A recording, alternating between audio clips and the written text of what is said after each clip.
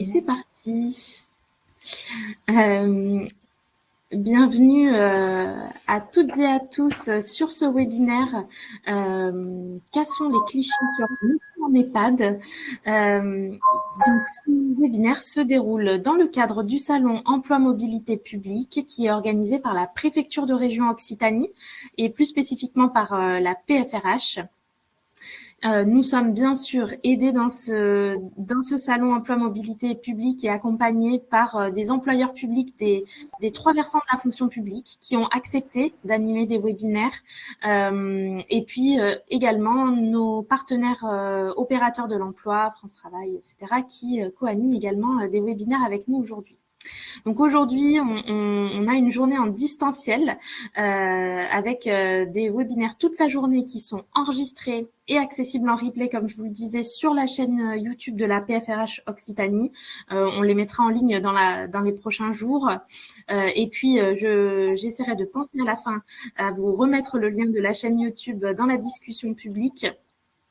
Et puis, on a également des salons en présentiel qui se déroulent dans tous les départements. Donc, aujourd'hui, si vous êtes dans le Tarn-et-Garonne, vous pouvez vous rendre au pavillon Sapiac, puisqu'on a un salon qui se déroule actuellement. Et puis, vous avez la liste des différents salons qui se déroulent jusqu'à la fin de l'année. Demain matin, on a des conseillers mobilité carrière d'Occitanie des 3 versants de la fonction publique qui proposent des entretiens flash. Donc là, les inscriptions sont clôturées pour cette année, mais on les remercie chaque année. Et puis, on remercie l'ensemble de nos partenaires qui contribuent à faire de cet événement un succès chaque année. Donc, je vais laisser la parole à nos intervenantes du jour, que je remercie à nouveau d'avoir accepté de participer. Si vous voulez les voir en grande taille, vous pouvez réduire la fenêtre de présentation. En bas à droite de votre écran, vous avez une petite icône bleue avec une espèce de petit tableau. Si vous cliquez dessus, vous pouvez réduire la fenêtre de présentation et voir nos intervenantes à qui je vais laisser la parole. Et puis, si vous avez des questions, n'hésitez pas à les poser dans le chat et puis dans la discussion publique, et puis je les poserai en fin de session à nos intervenantes. Donc voilà, je vous laisse la parole pour casser les clichés sur les métiers en EHPAD. Bon, alors, merci Madame Fréry et merci pour cette sollicitation et l'intérêt de la PFRH pour faire connaître les EHPAD publics et les métiers des EHPAD publics. Et il y a effectivement des clichés à casser. Nous allons tenter pour cela, avec mes collègues aujourd'hui, de nous parler de nos métiers respectifs en EHPAD. Alors, donc, pour ma part, je suis Chantal Girard, la directrice de l'EHPAD Résidence Jallier à Carbone, EHPAD de la fonction publique hospitalière. Et nous sommes devant vous avec Madame Gatinet qui va se présenter, Madame Dupuis et Madame Soula, et qui parleront aussi de leur métier respectif. Alors, l'EHPAD, c'est 85 places, c'est l'EHPAD Jallier, c'est 85 places. Où nous accueillons des personnes âgées en grande situation de dépendance sur de l'accueil permanent, de l'accueil de jour également, de l'accueil temporaire, et nous avons également une unité protégée pour les personnes âgées qui ont la maladie d'Alzheimer ou des maladies apparentées, ainsi qu'un pôle d'activité de jour. Donc ça, c'est pour la présentation de l'établissement. Nous sommes 4 aujourd'hui de l'EHPAD, mais sachez que nous parlons aussi au nom de nos 80 collègues, puisque nous sommes 80 professionnels en tout, donc pour une capacité d'accueil de 85 places. Donc, pour ma part, je suis la directrice de l'EHPAD et mon parcours professionnel m'a amené à travailler en EHPAD, mais aussi en foyer de l'enfance, qui est aussi une structure fonction publique hospitalière. Et dans mon parcours, j'ai commencé par des études de droit. Je me suis spécialisée en droit de la santé publique. Et ensuite, j'ai passé un concours pour intégrer l'EHESP, l'École des hautes études en santé publique. C'est une école qui est située à Rennes et qui forme les directeurs d'hôpitaux, les inspecteurs des affaires sanitaires et sociales et les directeurs d'établissements médico-sociaux et sociaux publics. Donc, on est vraiment sur une filière 100% publique.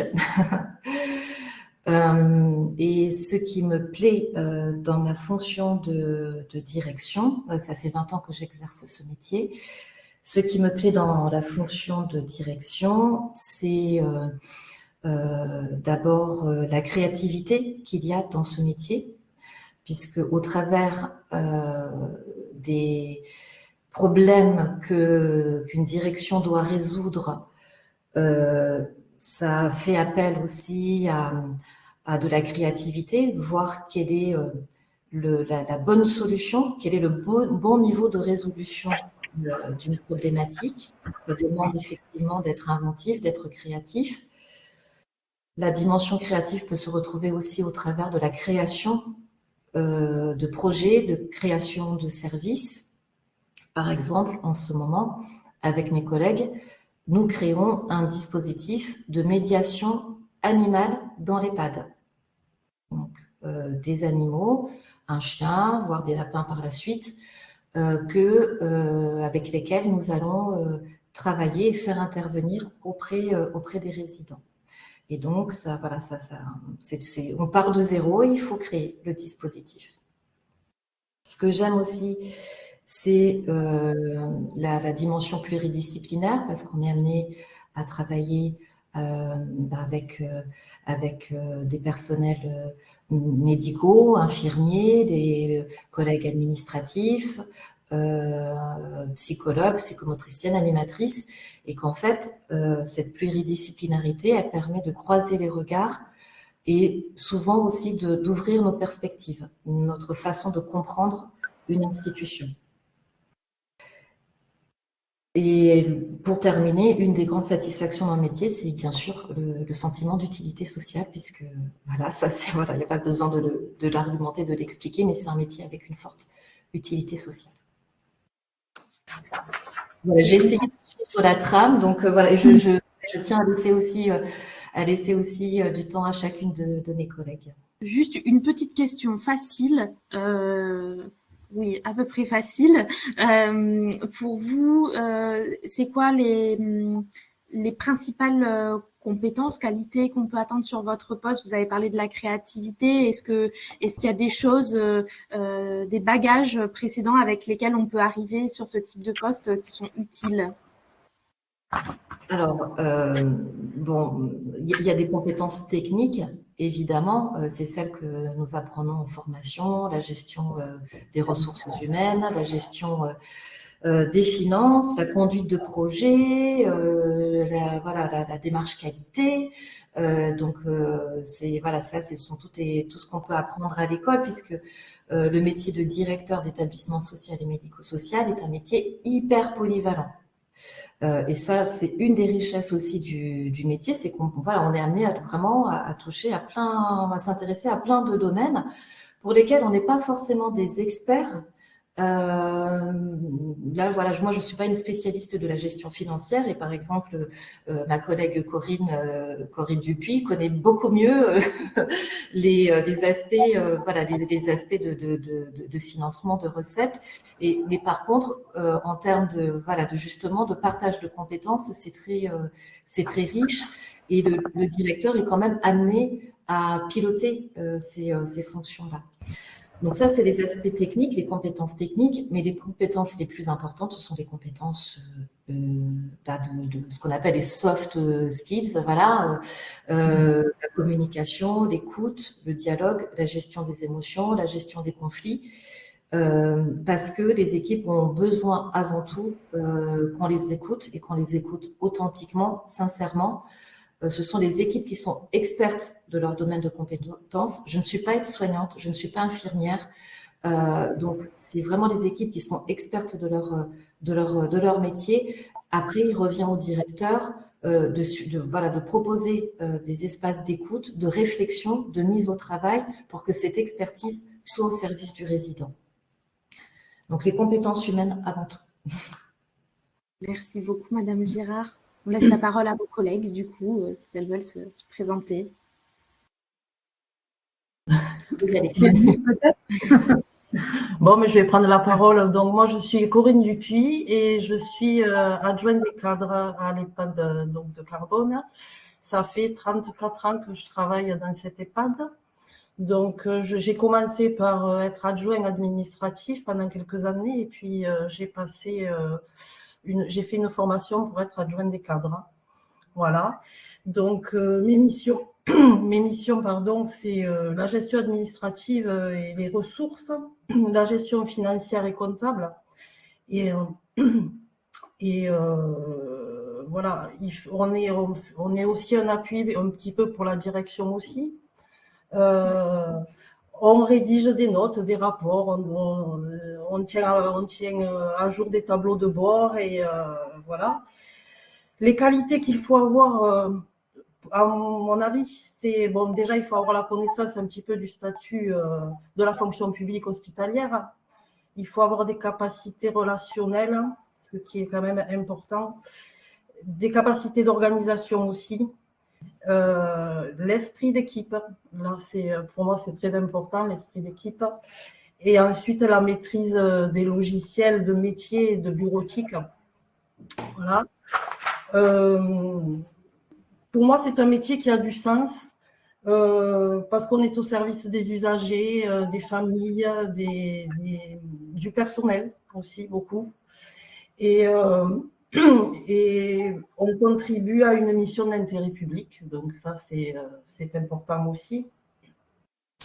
Moi, mes satisfactions, c'est être un soutien auprès des équipes et des résidents et des familles. Là, on les voit souvent, voilà, ils ont toujours des demandes à faire et on est là, on est un soutien pour eux quand même. Et on exerce des missions variées, très variées. Il faut quand même être assez polyvalent. Et le travail en équipe est important aussi, à mon sens. Et on travaille dans un environnement humain, donc ça, c'est chouette, c'est super, je trouve. Voilà. Que vous dire de plus? Je ne sais pas si vous avez des questions. Moi, j'aimerais savoir quand même comment vous êtes arrivé, comment on arrive sur un métier administratif en EHPAD, comment vous avez eu connaissance de ce poste, voilà, la genèse un peu de tout ça. Ça remonte, donc je vous dis ça fait 34 ans, donc j'ai passé un bac professionnel, moi, tout simplement. Et puis, ce poste s'est libéré et depuis, je suis restée là, quoi. Et j'ai monté un petit peu au sein de l'établissement. Donc, vous avez pu candidater vous avez pu candidater à l'issue de votre baccalauréat sur une offre d'emploi. Le poste était disponible, donc j'ai candidaté, j'ai été prise et ensuite, j'ai passé mon concours pour être adjoint administratif d'abord. Et ensuite, plusieurs années après, j'ai fait ma formation d'adjoint des cadres. Super, merci beaucoup. Avec plaisir. On laisse la parole à votre collègue. Du coup, moi, je suis l'animatrice, donc animatrice en gérontologie. Mon rôle est de concevoir, d'animer, de préparer les activités. Je suis animatrice depuis pas autant que ma collègue, mais depuis 24 ans maintenant. Alors moi aussi, c'est en sortant de mes études. Donc j'ai un DEUS prévention des effets du vieillissement par les activités physiques et de loisirs. J'ai une maîtrise de sciences sanitaires et sociales santé publique.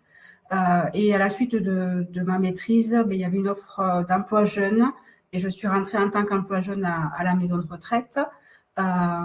Et par la suite, du coup, moi aussi, j'ai gravi les échelons. Au départ, j'étais à SH, après j'ai été reconnue en tant qu'animatrice et j'ai passé le BPGEPS animation sociale pour cela.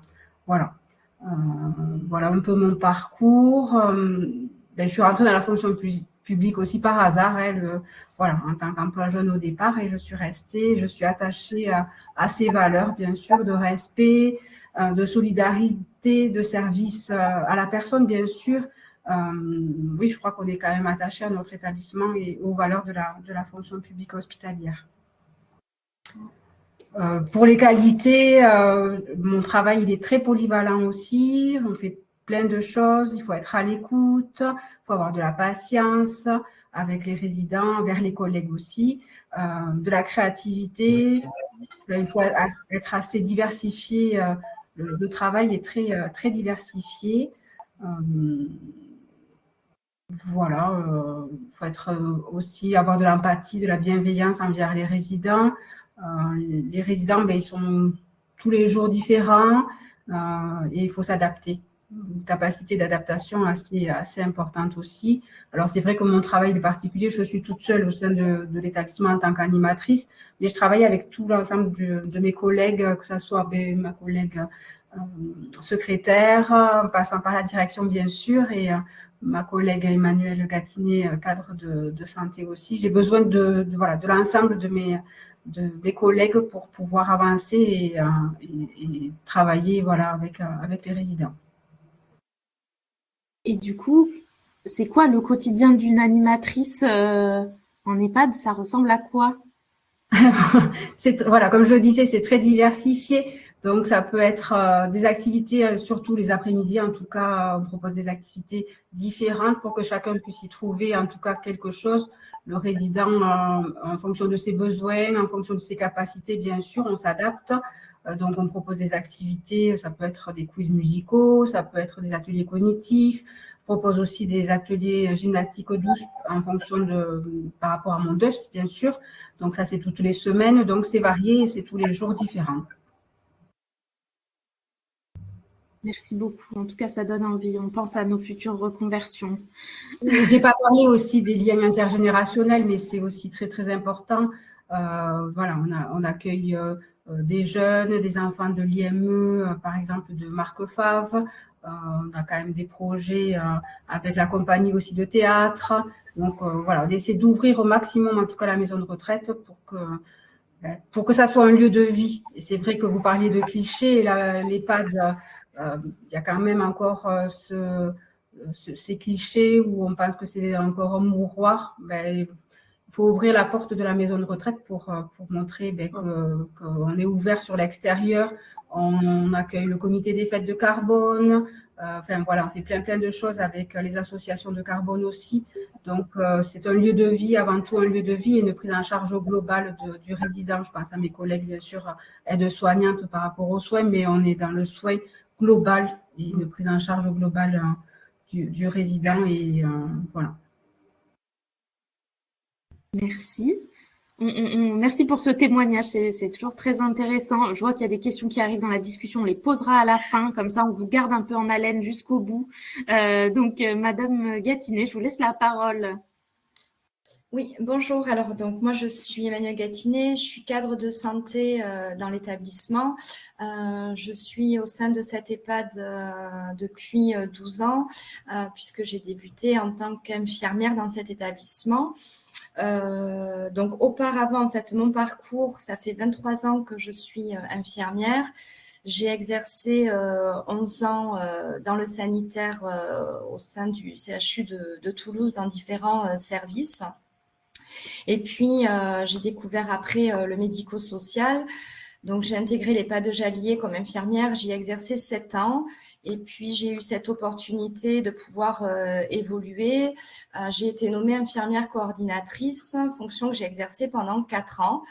Et je suis partie après 1 an en formation pour obtenir le diplôme de cadre de santé et un Master 2 en management de la santé.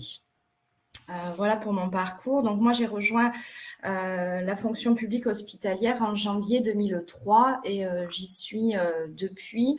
Je rejoins du coup mes collègues très attachés essentiellement à ces valeurs que représente la fonction publique, notamment de continuité des soins, d'accueil de tous, de respect, de solidarité. Pour moi, les qualités, je pense qu'il faut pour pouvoir exercer mon métier, c'est avant tout des compétences, des qualités humaines, de communication, d'empathie, d'écoute, et puis beaucoup aussi d'adaptation. C'est des métiers où on s'adapte continuellement. Mes sources de satisfaction dans mon quotidien, c'est que les équipes que j'encadre soient bien, voilà, qu'elles viennent travailler avec plaisir, et puis que les résidents qu'on accompagne aussi au quotidien se sentent bien, se sentent heureux de l'accompagnement qu'on peut leur offrir, et que les familles soient en toute confiance, voilà, sur l'accompagnement de leurs proches. On a, voilà, c'est important de le souligner, et ça rejoint un peu ce que disaient mes collègues aussi. On est sur un accompagnement global vraiment de la personne âgée, avec une prise en charge aussi non médicamenteuse. Beaucoup d'approches non médicamenteuses qui se développent dans l'accompagnement de ces personnes âgées qu'on accueille au sein de l'EHPAD. Qu'est-ce que je peux vous dire d'autre que je ne vous aurais pas dit? Il faut savoir, voilà, je vois un peu comment on intègre l'établissement. On est toujours à la recherche de professionnels, donc il ne faut pas hésiter à envoyer des CV, des lettres de motivation. L'EHPAD offre la possibilité aussi d'une évolution de carrière. Donc, on a des agents qui arrivent en tant qu'ASH et puis qui évoluent sur des missions de faisant fonction, qui souhaitent après partir sur l'école, sur l'institut d'école d'aide-soignant. On leur propose cette formation aussi. C'est une chance d'être dans un établissement qui relève de la fonction publique hospitalière, puisqu'il y a un plan de formation qui est important, et avec des formations diplômantes. Donc voilà, on peut devenir aide-soignante au sein de l'établissement, et on peut partir aussi, devenir après infirmière et partir sur l'IFSI aussi. Voilà, on peut découvrir d'autres métiers aussi. On est accompagné d'une psychomotricienne. C'est intéressant. On a aussi des aides-soignantes qui sont spécialisées en gérontologie, du temps psychologue. Donc, voilà, l'EHPAD offre quand même un panel d'activités et de métiers. Merci beaucoup, c'est très intéressant puisqu'on entend donc dans les EHPAD des vocations pour travailler au plus proche des patients, des familles, un grand sens humain, un sens de l'équipe et du service à l'autre, et puis de vraies possibilités de carrière finalement avec des évolutions, la mise en place aussi de projets, donc la possibilité de proposer des choses. On a entendu médiation animale, on a entendu des projets théâtre, quiz musicaux, voilà, beaucoup de choses pour améliorer le quotidien et voilà, proposer de nouvelles choses aux résidents. Donc ça donne vraiment très envie de vous rejoindre. Je vois que ma collègue Maïla nous a rejoint, donc Maïla, peut-être que je te laisserai pour rejoindre un EHPAD à un moment donné, peut-être dans la suite. Pas tout de suite. Donc, je vais prendre les petites questions que nous avons dans le chat. Si vous en avez d'autres, n'hésitez pas. Donc, la première question, Madame Gatinet, vous y avez un petit peu répondu, c'était comment intègre-t-on comme aide-soignante un EHPAD dépendant de la fonction publique hospitalière? Alors oui, il faut du coup, ne pas hésiter à envoyer des fois de manière spontanée du coup des CV, des lettres de motivation. Les personnes sont reçues en entretien de recrutement, et ensuite donc sur la fonction publique hospitalière comme d'autres fonctions, on rentre en tant qu'aide-soignante avec cette possibilité après de devenir fonctionnaire, donc de candidater sur une procédure de titularisation de la fonction publique. Et sous couvert de notre directrice, il y a la possibilité aussi maintenant d'avoir recours à des CDI. Donc les recrutements se font de toute façon d'abord par une voie contractuelle sur des CDD, et qui peuvent après évoluer de différentes manières. Merci Emmanuel. Et cette évolution-là, pour compléter, cette évolution-là, soit vers un CDI, soit vers la titularisation, elle est fonction aussi des postes qui deviennent vacants. Par exemple, un départ à la retraite ouvre sur la vacance d'un poste qui va permettre du coup soit de CDIser ou de titulariser un agent qui était contractuel jusque-lors. Il est vrai que dans notre EHPAD et plus largement aussi dans les autres EHPAD, nous allons connaître une vague de départ à la retraite qui est aussi l'occasion effectivement du coup de stabiliser les contractuels qui travaillent dans nos établissements. Et pour les besoins de remplacement à court terme, je ne sais pas voilà, si ça peut intéresser certains participants. L'EHPAD, on peut retrouver notre EHPAD sur une plateforme qui s'appelle Hublot. C'est une plateforme de recrutement de vacataires spécialisés dans le sanitaire et le médico-social. Donc, nous mettons nos besoins de remplacement sur cette plateforme et les professionnels qui sont aussi sur cette plateforme peuvent s'inscrire sur les dates que nous proposons. Ensuite, Madame Gatinet contacte les candidats. Il y a un entretien téléphonique. Mais voilà, à très court terme, comment ça peut se passer. Merci. Donc, vous répondez à une autre question qui était avez-vous un lien à communiquer pour consulter les postes de la fonction publique hospitalière? Donc, on entend qu'on a Hublot. On a bien sûr choisir le servicepublic.gouv.fr. Et puis, peut-être avez-vous d'autres sites sur lesquels vous diffusez vos offres d'emploi? Oui, je vais laisser Corinne répondre. Sur Pôle emploi ou Indeed aussi. Voilà. Oui. C'est les deux autres liens que nous avons.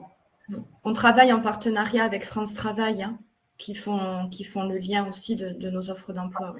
Oui. Merci. Alors, on a des questions très spécifiques. Quels sont les postes de catégorie C dans le corps administratif qui sont accessibles sans concours ou par la voie contractuelle en EHPAD? Qui veut répondre? Allez-y. J'y vais, c'est ça? Allez-y. Oui, allez-y. Alors, les postes de catégorie. Alors, les postes. Alors, il y a les postes administratifs. On a aussi les agents des services hospitaliers, ASH. Donc, ça, ce sont des postes de catégorie C. Leur mission, c'est de contribuer aux prestations de repas, servir les petits déjeuners par exemple, et aussi leur mission c'est de contribuer à l'entretien des locaux. Donc c'est une mission très importante dans un établissement qui est un lieu de vie. Donc on peut y rentrer sans concours ou sans diplôme. Nous avons aussi des collègues qui travaillent à l'hôtellerie. Donc, elles vont plus s'occuper de l'acheminement, du service en salle à manger et d'acheminer aussi les plateaux repas pour les résidents qui mangent en chambre. Nous avons aussi des cuisiniers. Donc là, il faut un diplôme pour travailler en cuisine. Et nous avons aussi des agents techniques qui assurent les réparations. Nous avons 2 collègues. Il n'y a pas d'exigence de diplôme. Et alors, pour rentrer en tant que contractuel dans notre établissement ou dans les autres établissements de la fonction publique, en fait, c'est d'abord pour remplacer. C'est un besoin de remplacement. C'est-à-dire qu'on a un collègue en CDI ou titulaire qui est soit parti en formation pour plusieurs mois, soit est en maladie, longue maladie ou longue durée. Et donc, on a d'abord besoin de le remplacer. Et du coup, on va recruter un personnel contractuel. Et tant que le collègue titulaire ou CDI est sur son poste, même absent pour formation, même absent pour maladie, le contractuel va rester sur son statut de contractuel. À moins qu'il y ait un autre poste, voilà. Enfin bon, ça, c'est la gestion du tableau des emplois. Mais on peut rentrer en tant que contractuel pour des besoins de remplacement à court terme, à moyen terme ou à long terme. Je ne sais pas, voilà, si ça répond suffisamment à la question, et aussi mes collègues veulent compléter. Alors, je vous pose une autre question qui rejoint un peu celle-là. Alors là, on passe maintenant sur la catégorie B. Quels sont les types de postes que vous proposez en catégorie B? C'est une personne qui est déjà titulaire de la fonction publique hospitalière, qui est assistante médico-administrative et qui visiblement envisage peut-être une mobilité. Alors, les postes d'adjoint des cadres voilà, sont en catégorie B. Qu'est-ce qu'on va avoir en catégorie B également? Les aides-soignantes, c'est catégorie B aussi? Oui. Voilà, les aides-soignantes, c'est catégorie B. L'animatrice aussi. L'animation, voilà. Donc, ça représente en nombre pas mal de postes, surtout des postes d'aide-soignants. Au niveau administratif, sur l'EHPAD, il y a 2 postes en catégorie B et un poste en catégorie C. Alors, ces postes-là, dans la filière administrative, il y en a peu dans chaque établissement, et le mode d'entrée en tant que contractuel, ça va être pareil pour des besoins de remplacement. Et sinon, en tant que titulaire, il faut qu'il y ait un poste vacant. C'est la condition. Merci. Je vois une question de Madame Salmon. Alors, peut-être que Madame Salmon nous a rejoint en cours de route ou que c'est une question plus spécifique, puisque y a-t-il des postes en tant qu'animatrice en EHPAD? La réponse, on l'a eue aujourd'hui. Donc, je ne sais pas si Madame Salmon nous a rejoint en cours de route après le témoignage ou si elle voulait savoir s'il y avait un autre poste qui allait s'ouvrir dans votre EHPAD parce qu'elle a été séduite. Donc, on la laissera voilà, compléter sa question. On a une autre question. Que faut-il faire comme formation pour un poste administratif en EHPAD? Voilà. Il faut, là maintenant, actuellement, je pense qu'il faut le bac pour pouvoir rentrer. Et ensuite, il n'y a pas de formation particulière. Hein. Sauf pour faire adjoint des cadres, là, oui, il faut faire une formation de 6 mois. Et plutôt de l'envie et des compétences, des qualités, des soft skills, comme on les appelle, des savoir-être, plutôt qu'un diplôme précis, en tout cas. Oui, je ne vois pas. Alors, oui, maintenant, pour la partie ressources humaines, alors, on peut rentrer effectivement sans diplôme particulier sur un poste de catégorie C. Après, Corinne le dit bien, en fait, il y a adjoint administratif catégorie C, adjoint des cadres catégorie B, attaché d'administration hospitalière catégorie A.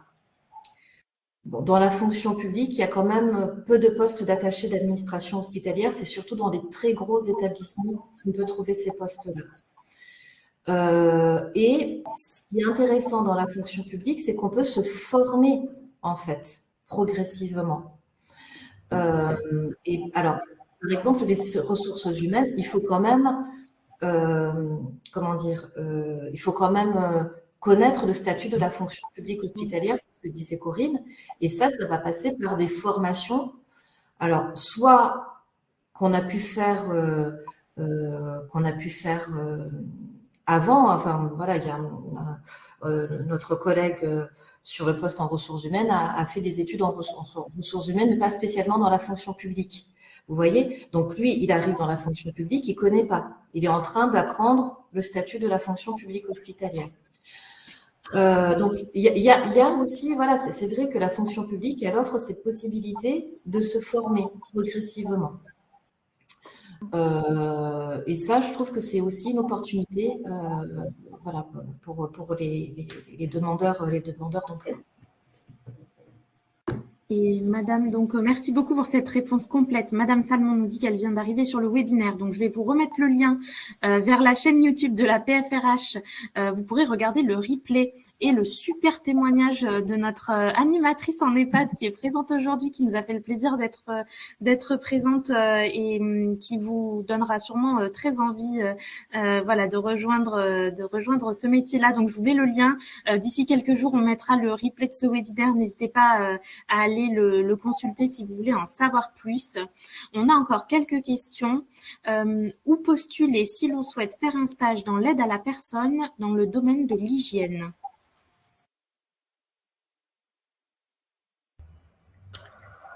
Je vais peut-être répondre. Alors, on accueille beaucoup de stagiaires au sein de l'établissement, des stagiaires qui sont en formation sur une formation continue de bac professionnel ou aide-soignant et autres. Si cette personne, je ne sais pas, est sur un apprentissage autonome, enfin voilà, elle peut toujours postuler ou se diriger aussi vers France Travail qui peut proposer aussi des formations, et on a déjà eu accueilli des personnes par ce biais-là. Pour découvrir aussi les métiers, c'est parfois aussi des stages de découverte métier et de voir si réellement on souhaite faire ce métier-là et de partir après sur des formations au besoin. Merci beaucoup. Et du coup, j'en profite juste pour souligner, parce que cette personne parle d'un stage à la fois dans l'aide à la personne et le domaine de l'hygiène, en faisant part quand même qu'on a une particularité au sein de l'EHPAD, c'est qu'on a des agents de service hospitalier, aide à la personne, donc qui ont à la fois sur leur mission une activité d'aide aux actes de la vie quotidienne des personnes que l'on accueille, à la fois sur des aides au repas, sur des aides au coucher, avec un travail en binôme avec l'aide-soignante, et à la fois aussi des activités de bio-nettoyage, ce qui permet aussi de découvrir le métier d'aide-soignante et de pouvoir évoluer après sur des missions de faisant fonction. Merci beaucoup. Merci à toutes pour vos témoignages très enrichissants, très intéressants. J'en profite pour lancer un petit sondage. Vous verrez, je vous pose 5 petites questions avant de quitter le webinaire totalement. Si vous pouvez répondre à notre petit sondage, ça nous permet de nous améliorer pour l'année prochaine et puis de suivre un petit peu nos statistiques.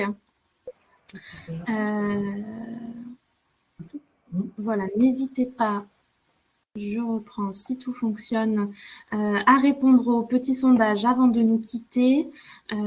Merci à nouveau donc à nos intervenantes. Vous l'avez compris, donc des métiers riches et variés, tous très polyvalents, on l'a entendu, et voilà, avec l'humain et le sens au cœur du métier. Je pense que c'est aussi ce qui nous réunit tous dans la fonction publique, en tout cas l'envie de travailler au service des autres. Donc, je vous laisse répondre à la première question qui s'affiche et je vais tout de suite vous envoyer une seconde question. Hop, je fais vite pour que vous ne soyez pas en retard si vous souhaitez aller au webinaire suivant. Je vais vous remettre le lien, comme ça vous n'aurez pas de mal à le trouver. Donc le prochain webinaire qui est sur l'offre du crédit social des fonctionnaires pour accompagner votre mobilité si vous êtes déjà fonctionnaire. Voilà, si vous ne l'êtes pas encore, ce webinaire vous concernera moins. Néanmoins, on a toute la suite de la programmation cet après-midi, notamment à 14h avec les métiers support en établissement scolaire. Ensuite, un webinaire sur comprendre une offre d'emploi pour candidater gagnant. Et puis, donc, on continuera avec à nouveau un webinaire plutôt destiné aux agents publics, puisqu'il s'intitule « Agents publics, oser la mobilité ». Et puis ensuite, je crois qu'on arrive au dernier webinaire que j'aurai le plaisir d'animer sur Soyez prêts pour candidater, tous les petits conseils pour votre CV et votre lettre de motivation. Voilà. Donc, nous en sommes à la 3e question. Tenez bon, tout va bien se passer. Je vous laisse le temps de répondre à la question. Je vois que on augmente voilà, le nombre de répondants. Ça va vite, je suis désolée, mais c'est vrai qu'aujourd'hui, on vous a proposé une grosse programmation. On ne veut pas que vous soyez en retard, que vous puissiez assister à tout ce qui vous intéresse. Donc, je vous mets la 4e question. Hop. Ça nous permet d'en savoir un petit peu plus sur vous. C'est toujours les mêmes questions. Si vous avez participé à tous les webinaires, maintenant, vous les connaissez par cœur. Envoyez le lien pour cet après-midi. Je vais le remettre également pour le premier webinaire de l'après-midi pour ceux qui n'assisteraient pas à celui du Crédit social des fonctionnaires. Comme ça, vous l'aurez sous la main. Hop. Et donc, je vais vous poser la dernière question, qui est la plus importante pour nous. Hop. N'hésitez pas à y répondre. En attendant, moi, je récupère le lien, les différents liens que je voulais vous donner.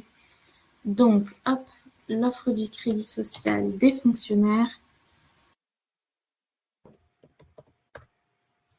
Hop. On voit qu'on a des personnes très satisfaites.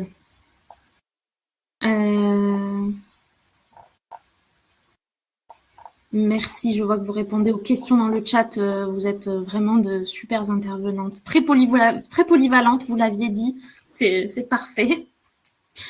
Hop, je vous mets donc le lien pour le webinaire qui débute dans 3 petites minutes avec le Crédit social des fonctionnaires.